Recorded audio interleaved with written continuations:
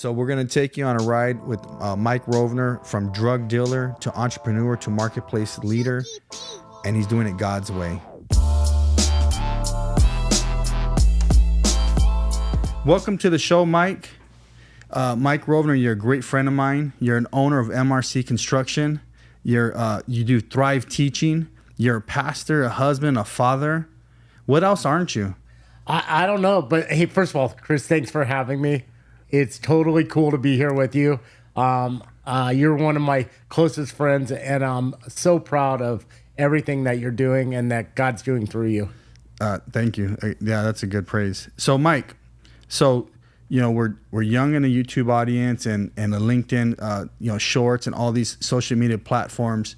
And what our goal for our podcast is to show our listeners that if we can do it, so can they. So with that being said, Mike, tell me a little bit about your background, coming up, growing up, where it all started. Give me a little quick snip of that. Yeah. Well, first of all, great question. So, because that is one thing I try to tell people is like, hey, look at it. If I could do it, anybody could do it. That's right. And so, I was raised in a really dysfunctional family. My parents were all drug addicts and drug dealers, my uncles, everyone that I grew up with. And so that kind of lifestyle for me was kind of, that's kind of the direction I went. And so I started selling drugs, mostly marijuana, from the age of 13. And, that it was just like the family business. And when I was in my mid-20s, the life was still continuing. And then at that point, I'm now like a drug addict and a drug dealer. And I met this beautiful woman who's now my wife. And she was actually buying drugs from me, and she was a backslidden Christian, and we started dating. And she said, "Hey, I want to, change my life, and I'm going to start going to church." And I'm like, oh, "Okay." And she goes, "Well, do you want to go with me?" And I said, "Sure." And so she took me to this little church, and first time ever being in a church. After the service, she drags me up to the front, Chris, and there's this little woman, and she says, "Say this prayer and repeat it after me." And I'm like, "Sure." And here's the prayer, very simple. God, come in my life and take the things out that you want out and put the things in that you want in Jesus' name. Really super simple. And a kind of exciting thing happened the next day as my house got raided by the police. And so I always tell people, be very careful for what you pray for. Yeah. It might just happen, right? Yeah, yeah. The simplicity of it, though, is like when we, because you're a man of faith, so am I. And like when people think about, turning their life to Christ, to God, they think it's so hard and it's so scary. And scary things do come. Like you said, you got busted. Totally. But the simplicity of one single prayer that literally changed the direction of your life forever. Completely changed the trajectory of my life and literally the history of my family, because all my family are Jewish, and I'm a born-again Jew, and all of my Jewish family have all come to know Jesus. So after that, Janet told me, hey, we have to start going to church, and we have to become people that go to church. That's what Christian people do. And I didn't know the difference, right? And so she took me around to a few places, and we finally landed at this place, and the pastor became my first positive male role model at the age of 28. And so actually I was 27. So he started just, kind of fathering me, and I had never really had like a positive male role model or a father figure in my life.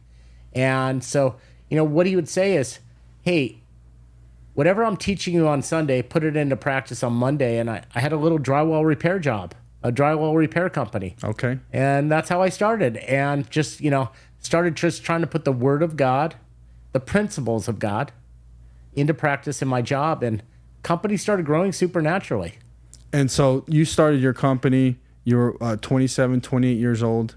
Well, how old were you when you started? I started my company when I was 23. 20, okay. But I was still, at that point, I was using drugs. Yeah, you're a mess. So 27, 28, 29, you start making those life changes. Yeah. And that's MRC, right? And that's MRC. And one of the cool things is I have like all the cards of, I have like 5 cards from where it all first started. Yeah. It's so cool to to remember, like where God's brought you from. The evolution of Mike Rovner construction, of Mike Rovner, Janet Rovner. Yeah. Having an amazing wife to have your back. I mean, how crucial is that for these people that don't think they can just do it all alone? What's the importance of having a spouse that can back you up? Yeah, I think it's one of the two top decisions that we make that really determines our life is number one, becoming Christian. Yeah. And number two, who we marry. Oh, that's crucial. Who we marry. Wow. Yeah. And so for us, and I know it's the same way with you and Felicity, is that Jan and I just were in agreement on a lot of stuff. Like we were in agreement on how we were going to raise the kids. We were in agreement on how we were going to give money to the church. We were really in agreement, and really it was Janet. And I can't take the credit. Like now I get a lot of credit, but it really, Chris, was Janet that really had kind of the revelation, the epiphany. She really understood something was, hey, the only way that we can get out of being poor was we could give our way out of being poor. And she was a huge advocate from that for the start. Giving. She's like, Mike, this is the only way. We have no other chance. We don't have resources. Like we weren't born with a silver spoon in our mouth. We don't know the who's who. And she looked at me and go, you're not very skillful even at what you do, right? So This is our only chance. And well, this is biblical stuff. So like sowing and reaping, sow seeds, plant. Tim Story says plant or plow, plant, water, harvest, right? Yeah. And these are things that I really teach on and preach on and talk about a lot. Is those seeds? Everything we do today will affect us tomorrow. So those seeds we plant, what harvest do you want? If you want a good harvest, and so I think you've planted like a ton of good seeds, right? Yeah, I believe we have.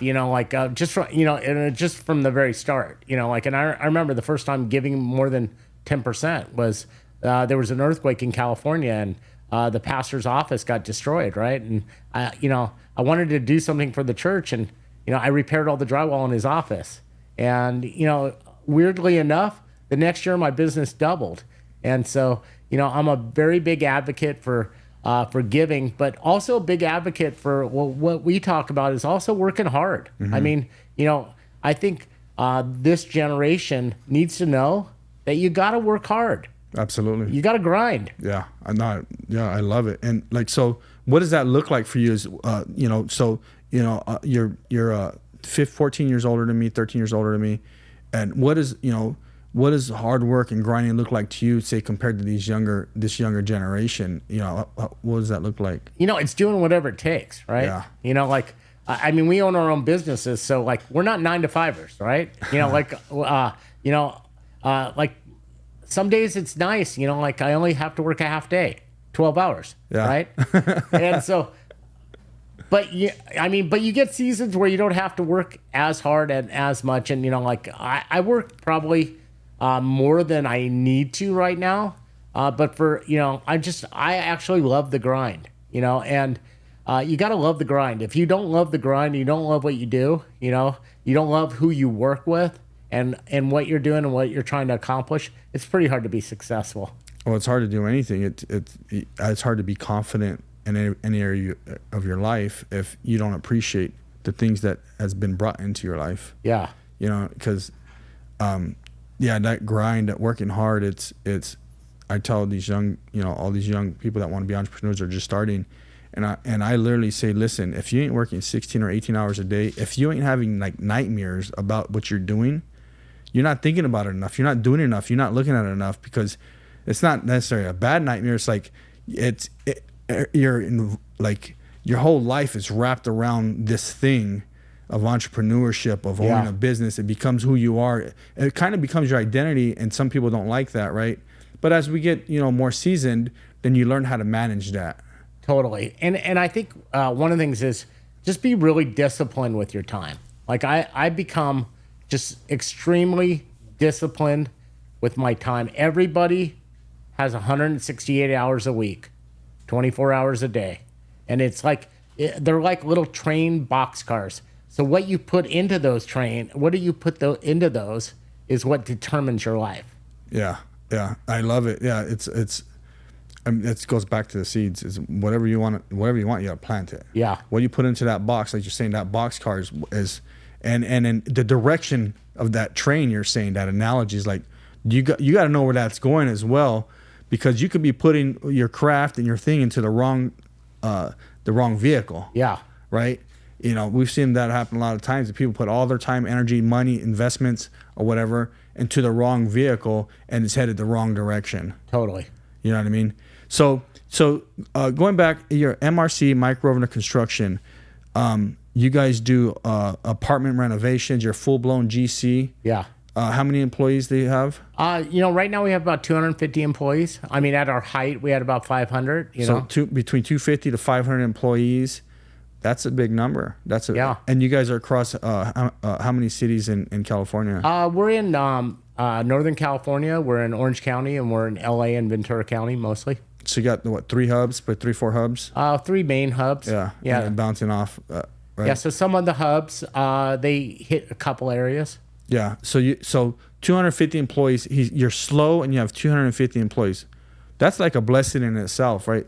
People are I was talking to my chiropractor this morning, and I was telling her about our business. She's like, well, I only have like 8. And I'm like, well, you'll get there, you know? Yeah. You know, because she was telling me about employees. I go, well, I have over 100, you know?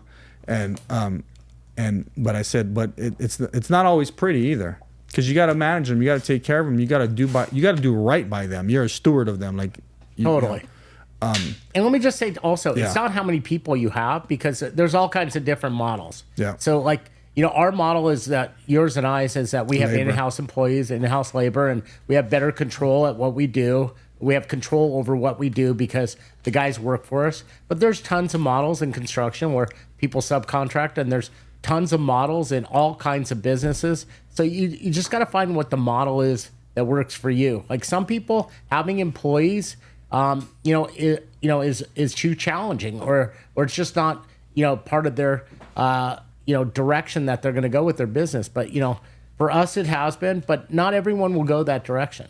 I totally agree. Yeah, because it is a challenge, So 250 employees, MRC. And so, Mike, in California, you're in California. You're also in Texas, too, though. Yep. What are you doing in Texas?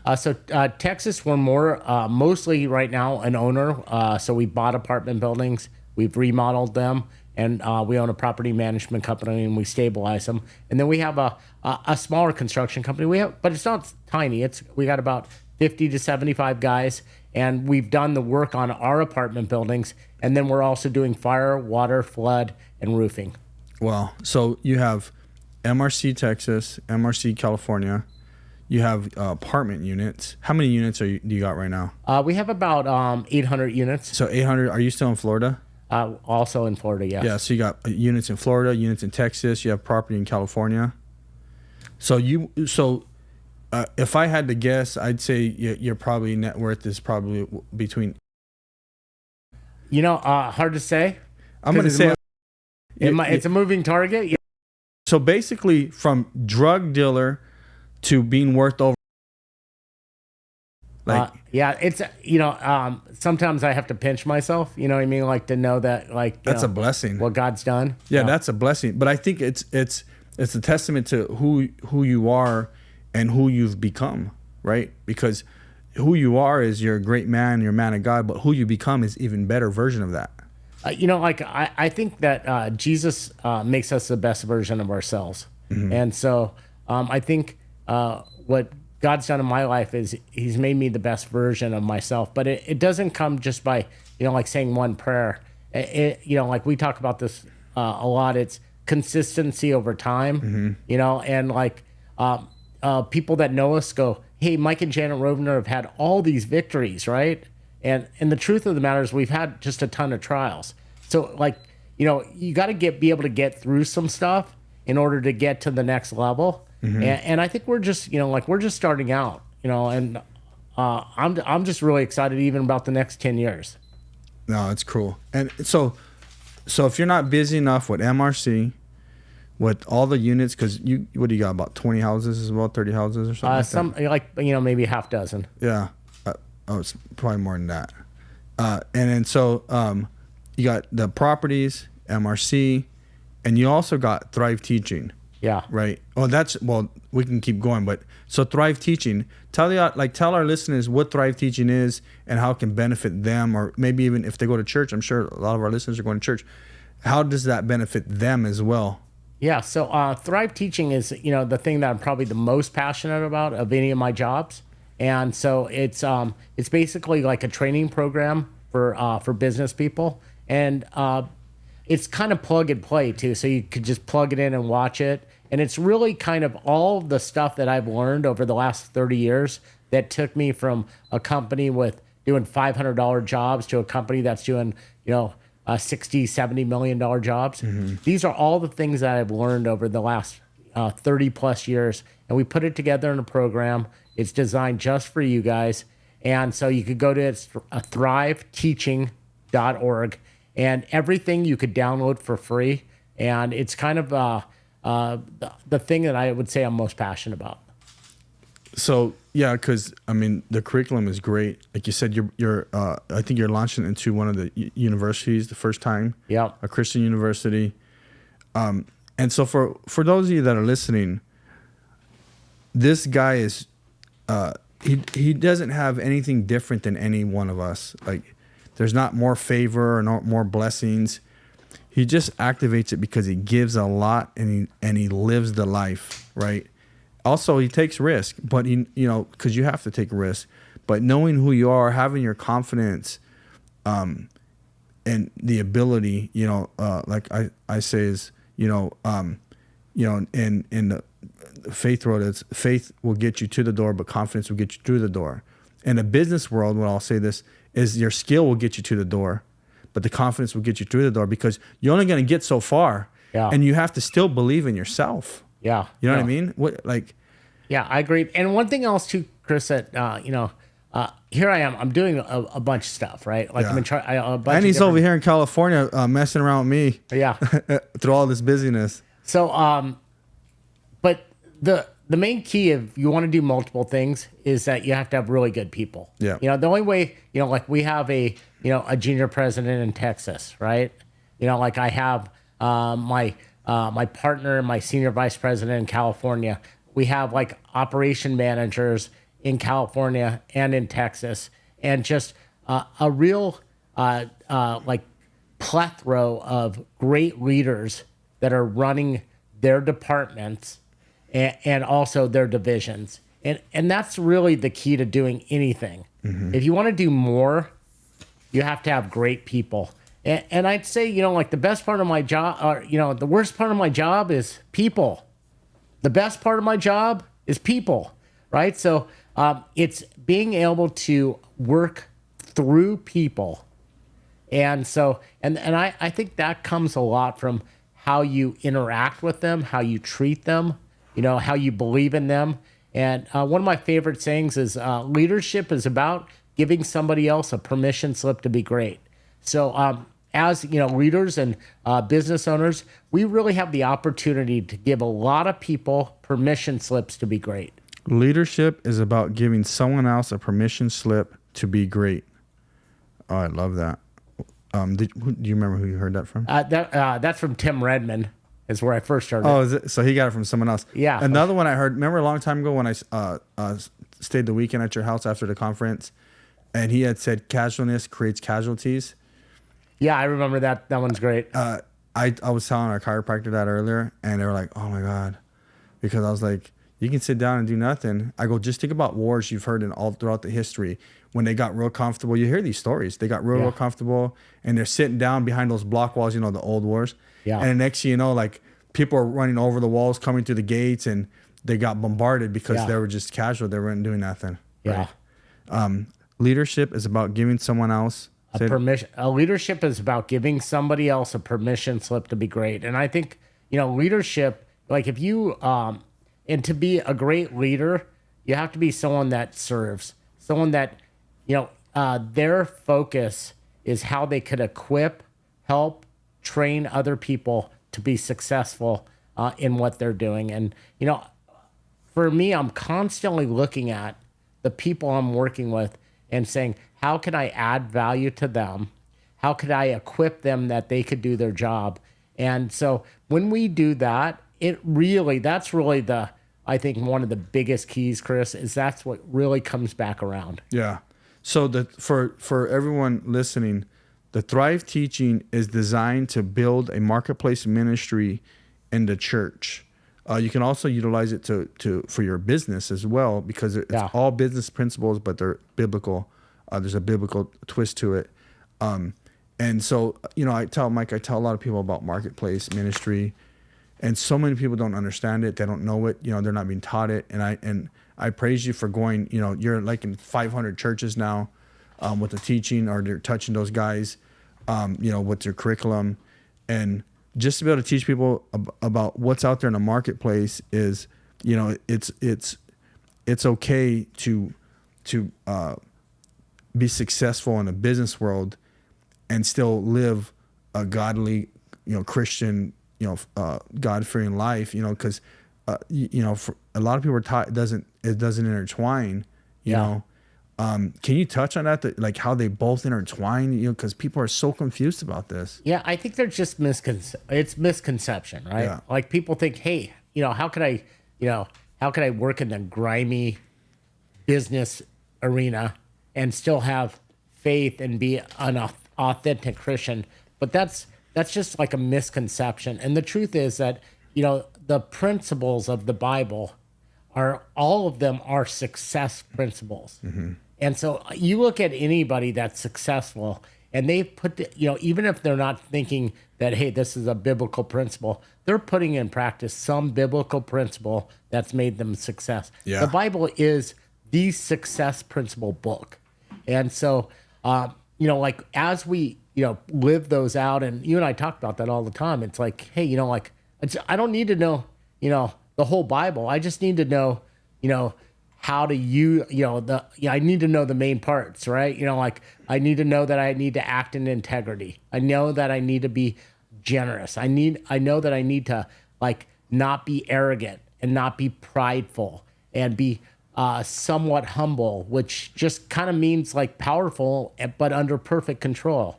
And so, those principles are the ones that make people supernaturally successful. Yeah. So I was telling someone, this is just the other day, and, they were saying, well, what's the marketplace? What's this? And I said, well, the whole thing is God wants us to have more. Yeah. And when we learn that, then we can actually, I tell people, like, when you learn that what God gives us, we can handle. And if you show him you can handle it, he's going to give us more. And when you activate that, it shows a level of faith that,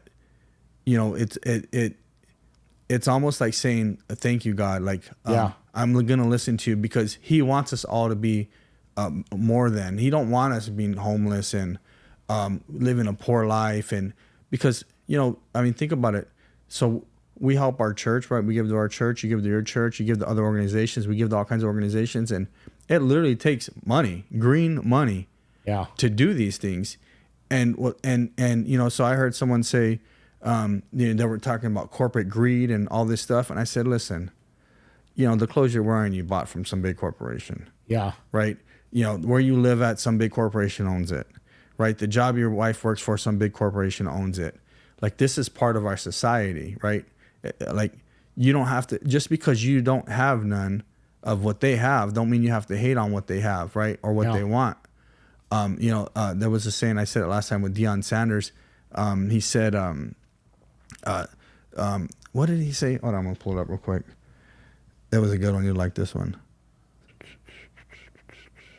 Don't let my confidence affect your insecurities, right?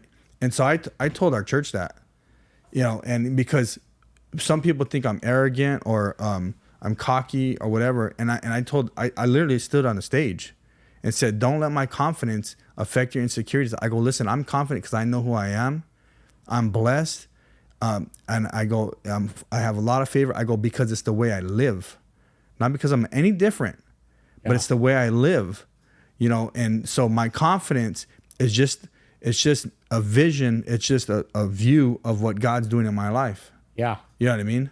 And I think for us, it's, it's not self-confidence, it's confidence in God.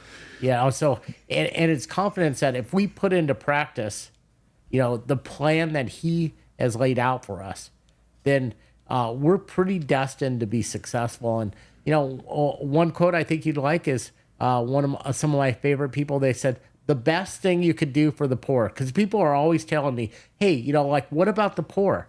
And like my wife and I are very, very generous to people that need a helping hand. And I always believe in that, Chris. And the Bible is just all scattered throughout it is, when we have something to give, help the people that are in need.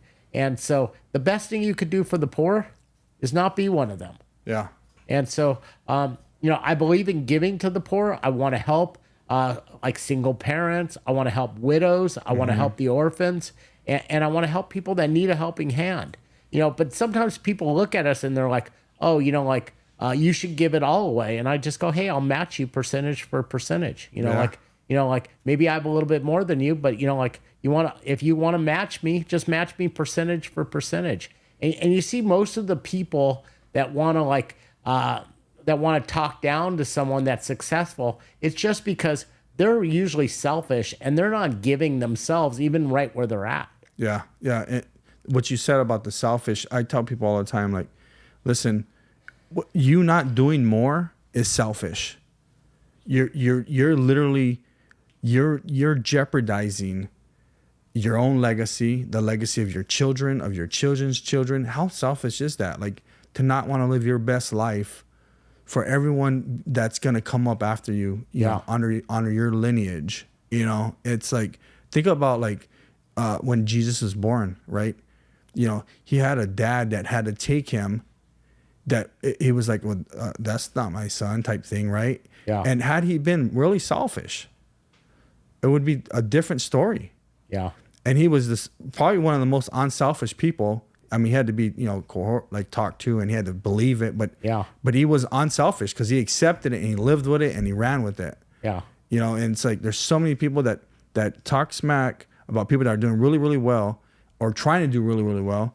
And it's like, okay, well, what are you doing? What changes are you making? What have you done lately? You want me to feed them? Like you said, you want me to feed them? Well, what are you doing? Yeah. You want me to give all my money, but what are you giving? Yeah. It's like, well, I don't have the money to give. Well, I'm sorry, I work a little harder, like 10 hours more a day than you to get more money to give away. Yeah. Maybe you should try it sometime. Yeah. Haters are going to hate, right? Right. And I think it's almost kind of like a compliment, like when someone's like, talking to us and saying, hey, you should, you should do this or you should do that. And I'm like, hey, listen, I'll do this. If you walk, the path that I'm walking, then you could say something. But most of the time, they're just not. They're selfish. Most of the people that'll look at someone like yourself that's successful, that's helping a lot of people, that's helping his church, helping youth, helping teenagers and such. They'll look at you and go, oh, he's greedy because he has something. Well, those people are usually people that, haven't even put in the effort or the time, to strengthen and benefit their own lives. Yeah. Yeah. So, this is all good stuff because there's a lot of haters. There's a lot of givers. I choose to be a giver, right? So you also got your book. Yeah. Can you pull that book up so the audience can see it? And this is a powerful book. The whole idea of the marketplace ministry is just, it's amazing. So the book's called Supernatural Business, A Better Plan. I love this. It looks like there's a blueprint. Yeah. A better plan, like a better blueprint. Yeah. And there's so many nuggets in here. I'm super proud of you because like you made this a few years ago, but now you're all over selling it. You're giving it away. I mean, how many copies of this book have you given away? I think we've given away probably 15,000 copies. Just free. Boom. Yeah. And what is this? Like, it costs like a few bucks to make, right? So yeah, they cost like $3 or $3.50 to make. So you got to ship them and everything. Yeah. So say $5, right? So you're literally giving like $50,000 of free books away because you want people to be better. Yeah, I just want to help people. And, and here's the thing is like, this is kind of the plan and I would say the epiphany, the revelation that I had, and I want to share it with other people, as many people as I can. Like you get to the point where you'll start quantifying success by how God is moving supernaturally in other people's lives. And, I've just had so many great testimonies about people that have read the book and, and it's inspired them to do more. But, it's just fun. It's fulfilling. I don't think there's anything more fulfilling than helping other people. I forgot to mention that he doesn't charge for the Thrive teaching. So every if you have a church or some leadership group and you want the teaching, you go on his website. It's free. He literally spent tens of thousands of dollars putting this together, and he gives it away for free, like free. There's so many people charging for curriculum and everything, and you give it away for free. And we were talking about that, why you give it away for free. And it's kind of like, what you were saying is like God is doing so much amazing things in your life, and he's blessed your business and he's blessed the people around you. And, and it's kind of like, in your life. And I was thinking about this last night, and I was like, sometimes, we chase, these little, you were talking about, someone mentioned, we'll charge, 20 cents or 50 cents or $1 or whatever it was. Yeah. And, sometimes, when we plant a seed, like it literally could turn into a tree and just reap a major harvest. And then with the Thrive, you're giving it out, and there's so many seeds being planted, and then those people get to learn how to plant seeds. Yeah. It's so amazing. And I'm like super honored to be a part of it, Yeah. I think I'm a part. There Yeah, I am, no. right there. If they're looking, there I am. Yeah. Right. No, you're Chris. You're like my number one ambassador for Thrive. So. Yeah, we need to call like a nickname for all the people, like Thrivers or something. Or, Yeah. I was thinking of that. But I love what you're doing.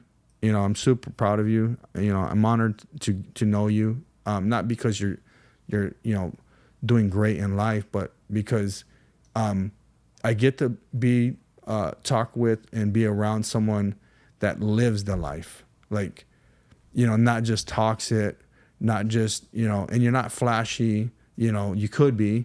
You're not flashy. You're just like real down to earth, and you live your best life, and you teach others to live it. Yeah. No, I mean, and just to be candid, like it doesn't matter, like what season of life you're in. Like I've been in seasons like where our businesses were crushing it, and I had some health issues. I've been in other seasons where, like I was just running on all cylinders and great, everything physically and family going great, and business was really slow. And, I've been in other seasons where the businesses were just doing really well, and I was having, problems with one of my kids, right? Mm-hmm. So, just to be like candid, like you never get to a place in your life where everything is going perfect. You're always dealing with something, like it's very rarely that you're running on all 8 cylinders. And I think it's designed that way because that's why we have to trust God. And that's why we have to lean into him, because if everything was going perfect all the time, then, like we would get prideful and arrogant and we wouldn't need God. Yeah. And so, like I think that regardless of where you're at in your life, you trusting God is always going to be something that you have to do. No, I totally agree. Because you see on social media, there is successful people that are on social media, a lot of them, right? Because you can show, but the thing is most only show the good. Yeah. Even to this day, like, most only show the good. They don't show when they're, either got a divorce or almost close to getting a divorce, or those temptations, or, when they did something bad, or when they stole something or lied or whatever. They're not showing any of that. They're just showing the good, and I think for people to see when it's real and then know that you can still get through it. Totally. You can still overcome it. You can rise up higher, because we just, what we learn from just makes us better. Yeah. That's all it is. It just makes us better, gets us prepared for that next mountain that's going to come. Or not only, it may not be our mountain. It may be someone else's mountain that we're going to tell them how to climb because they're just starting to climb, right? Totally. And I think that's where the experience comes in, so you got, and then, so also you're doing marketplace classes at your church, right? Yeah.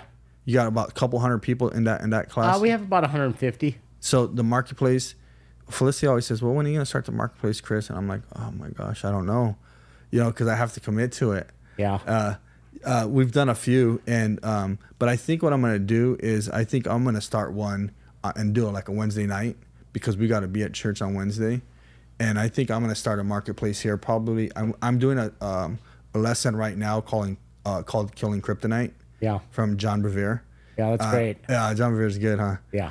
And so probably I would say that's another 3 weeks, and then I think we're going to take a break, and then so whenever the next series we do, I'm just going to do the Thrive teaching.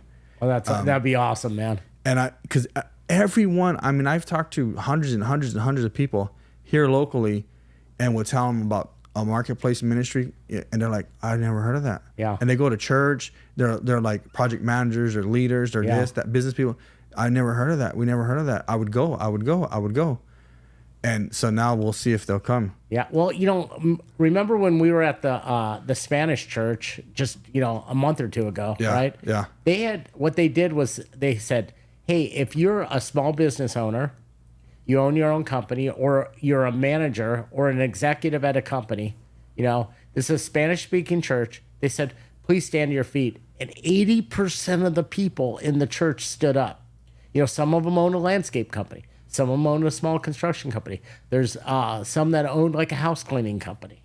And so, some owned an insurance company. Some were managers of different companies and executives. And, the majority of the people that go to our churches are in the marketplace. Yeah. The majority, and if you even look at the Bible, the majority of the miracles that happen in the book of Acts all happen in the marketplace.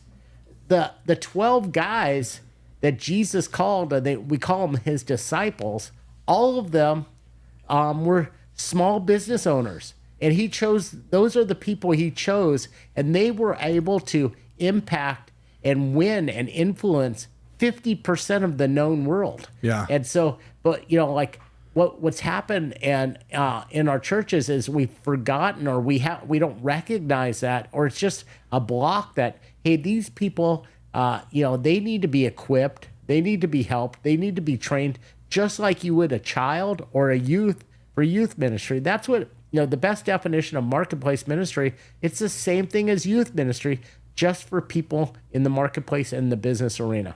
That makes total sense. And people don't even know, like you said, is you have entrepreneurs at its highest it's ever been. Capitalism is super high right now. It's on fire, and you don't know who owns a business, your neighbor, like you said, in the church or anywhere, and if they can elevate that. I remember, when I met you. So we met 2010, the end of 2010. I think it was November, and I wanted to meet you. You were speaking at the conference. It was a Christian leadership conference. A lot of leaders, business people, right? The Increase conference, and and when I got to meet you, and this for the audience listening, is when I got to meet Mike. Is I knew he was in drywall at one point. I knew he was a drug dealer at one point. I knew he was a big general contractor, and I knew he was getting into properties. And I wanted to meet him and just ask him, hey, what is it you're doing different? What are you doing? Because I didn't know him. And I just remember when you were like, Chris, you got to give more, and that, I wasn't looking for that response, but that was the response I needed. That was the right place, right time for me. Yeah. That was that moment. There'll be plenty more. There's been other moments, but at that time, that was the moment where God put me right there. He made you have to meet me. He made your wife make you have to meet with me. Yeah. But you were like, give more, and I took that to heart. Yeah. And then you're like, well, work more, and then, do this and try that, and, go lean here or go aggressive there or whatever, throughout the years. But, when you said give more, and then, you talked about how, this group of people, including yourself in the marketplace, these marketplace leaders, how they give, and, you challenged and you said, basically the principles of giving is, you know, you give 10% and as your tithe, right? And then God lets you keep the 90, and, you know, basically it's, you know, I get to dictate what the 90 is, because all I have to give God is the 10%. But the 10% don't have to be what I actually have. It can be more than what I have, because God still says I get to keep the 90. And I literally, when I doubled my tithe the next year, our income doubled, and then I doubled our tithe again, and I gave more on top of that, you know, the other ministries, the other things, and everything. The more I gave, the more we got, even in the hard times. Yeah. You know, because right, you know, if we go through a challenging time, and I'll tell the guys, like, listen, there's harvest growing everywhere. It just, the fruit's not ripe yet. That's all it is. The fruit's not ripe yet. We're all going to eat. Don't worry. And we're going to have some good fruit. You know what I mean? And don't get greedy with the fruit, right? Because we got to plant some more seeds, you know? But what you taught me on giving, like, literally changed my life. So, you know, for all you listening, you have to be a giver. You have to challenge yourself to give more and more and more. You can never outgive God. Now, don't be foolish, you know, and let someone talk you into giving all their money to them or something, you know, that where it's not, you know, where it's fertile ground or something. But I mean, what do you got to say on that? You know, do you remember that? Yeah, I do. I remember it like almost like it was yesterday. And, you know, some thoughts that come to my mind is, like some people, or it's often taught, give 10% of what you make. But, you know, you could also you could reverse engineer it. You know, like, you could give 10% of what you want to make, you know? So you took that principle and put it into practice. Is you went back and what you did, there's a word for it. It's called faith, right? Yeah. And without that principle of faith, it's actually impossible to please God. So you went back and, you know, you drastically increased your giving, which became a magnet to the supernatural of God. Mostly shows up in opportunities, but, you know, one of the reasons I'm so proud of you is you had opportunities, and then you opened doors, and you walked in those open doors. And so, a couple thoughts that I had were, you know, like, a lot of people, like, God gives them opportunities and they say no because they look like work, or they come out like a trial, right? Or, you know, like some kind of hardship. Yeah. Right. And, you know, most of our successes have been come from pushing through that. But, you know, a couple other thoughts I have too, Chris, is, you know, like, just from, you know, my own analysis is, like, you know, successful people have to become somewhat comfortable with doing stuff that's uncomfortable, right? But I've noticed that the people that are really successful are people that have a higher tolerance for pain, you know? And so, and I think that, you know, more people have to have a little higher tolerance for pain. I mean, like, sometimes, you know, like, we have to put in a little extra effort. Mm-hmm. Sometimes we have to work a little harder. Sometimes, like, when we're not wrong, we still need to humble ourselves just because it's in the best interest for everybody. And that's hard. That's hard stuff. But I mean, like, I will say, you know, like, one of the biggest challenges is when you have any levels of success is starting to think you're smart, right? And once you start to think you're smart, or you built this by yourself, you know, that's usually when you crash. Yeah. You know, so some of that stuff's hard because, you know, like, we want recognition. We want people to say, hey, you know, you're doing a good job, or you're in a good place. You know what I mean? But, you know, like, if you're striving for, like, recognition or something like that, or, like, the praise of people, you know, sometimes you got to take a step back and go, why am I doing this? You know, and I think that probably in a nutshell that I'd love to share with the people that are listening and watching this is, you know, the amount of time you personally spend with Jesus, and I'm talking about prayer time and maybe worshiping God, that is always going to be the best investment in your life. I mean, that's a seed into your spirit. And when you do that, you truly become the best version of yourself. Oh man, I love that. So before we wrap up, I was going to ask you what would be the most important thing to tell someone, but I think you pretty much said that, right? But do you have one more nugget? What would be something you would just tell that next entrepreneur, that next leader that's trying to come up? We've talked about a lot today, but you have it, and they may not be an entrepreneur yet, but what would you just tell that person? You know, I'll tell you, like, people always ask me, hey, what would you tell your 30-year-old self, right? Yeah, you know, like, there we go. I tell my 30-year-old self or my 25-year-old self, I would tell my 25-year-old self is to give more, to be honest with you. I'd say, you know, act with, you know, more integrity. I've tried to be consistently integrous, but if I had to talk to myself again, I'd say be more integrous. I would say to serve more.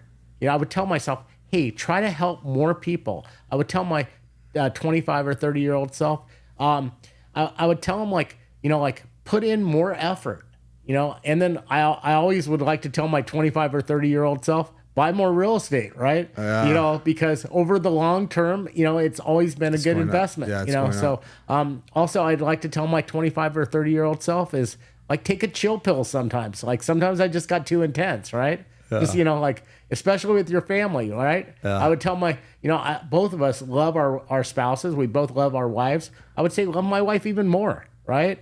You know, I would say every business deal that I do that I've tried to make the other people win, I've usually won more from doing that. So you know, I've tried to do win-win with my business deals, but I'd say if I had to do it again, I would have been more win-win. You know, because those are the times where I really seen, you know, the supernatural of God.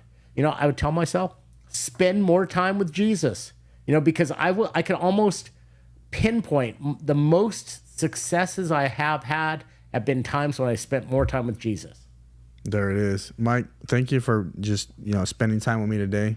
Oh man, it's been so fun. I love you and Janet and your family so much, and everything you're doing. I'm super, super proud, and hopefully I can be a part of your successes, and even in part of if you fail, because I want to be there. Yeah, right? I appreciate because that, man. That's what family does. Totally. You know? And it's just been an honor and a pleasure, and thank you again. Thank you, Chris.